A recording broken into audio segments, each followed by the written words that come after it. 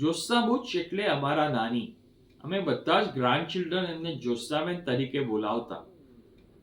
જોસ્સાબેન એમના ગ્રાન્ડ ચિલ્ડ્રનને ખૂબ જ ચાહતા અને તમને યાદ નથી કે ક્યારેય એ અમારી સાથે ઊંચા અવાજમાં વાત કરી હોય. મારી સમજણ પ્રમાણે એમનો પરિચય આપું તો જોસ્સાબેન એક એનલાઇટન અને અનકન્વેન્શનલ નાનીમાં હતા. મોટા સાથે મોટાની જેમ વાત કરે અને નાના સાથે નાનાની જેમ થઈ જાય. નાનપણમાં હું ટીનેજર હતો ત્યારે એક દિવસે અમારે ઘરે આવવાના હતા.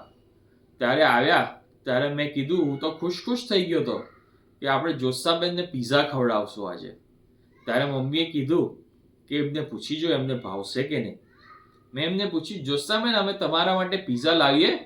હા હા લાવો લાવો, ચાખીશું. અને હું તરત જ પિઝા લઈ આવ્યો અને એમણે ખાધા અને એમને ખૂબ જ આનંદ થઈ ગયો. મોટા સાથે એમની મુશ્કેલીમાં એ એક સપોર્ટ સિસ્ટમ બનીને રહેતા અને નાના અમે અમારા ગ્રાન્ડ ચિલ્ડ્રન માટે એક સાચા અર્થમાં આદર અને વાલસોયા વ્યક્તિ હતા.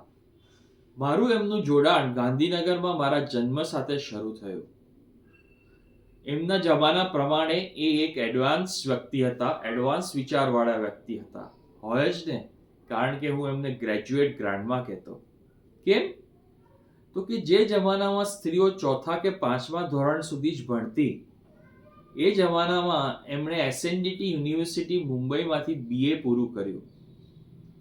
પર્સનલી મને એમના કુકિંગની કલાનો ઘણો જ લાભ થયો છે. ગાંધીનગરમાં અમે જ્યારે દરેક વેકેશનમાં જતા ત્યારે મારી બધી ભાવતી વાનગીઓ બનતી, ખાસ કરીને ચાસણીવાળી બ્રેડ. જોસ્સાબેન એક ઓમની પ્રેઝન્ટ પર્સનાલિટી હતા. બધા સાથે એકદમ મિલનસાર થઈને રહે એટલે ખૂબ જ પોપ્યુલર પણ હતા. જોસ્સાબેન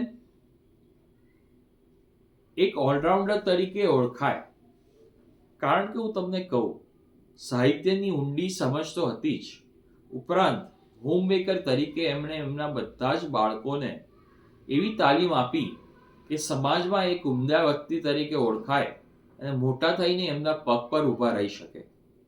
સાચે જ આ ખૂબ જ ઉમદા વ્યક્તિની ઓળખ આપે એવું પોઈન્ટ છે.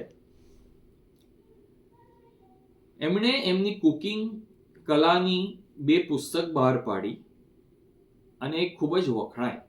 વાનગીના અમી એમની પુસ્તક ઘણી પોપ્યુલર થઈ હતી. જોસ્સાબેન અમારી સાથે નથી, પણ એમની હાજરી ક્યારેય પૂરાશે નહીં, એમની ગેરહાજરી ક્યારેય પૂરાશે નહીં. સાચે કહું તો જોસ્સાબેન અમારા હૃદયમાં સદાયને વસીને રહેશે. Thank you.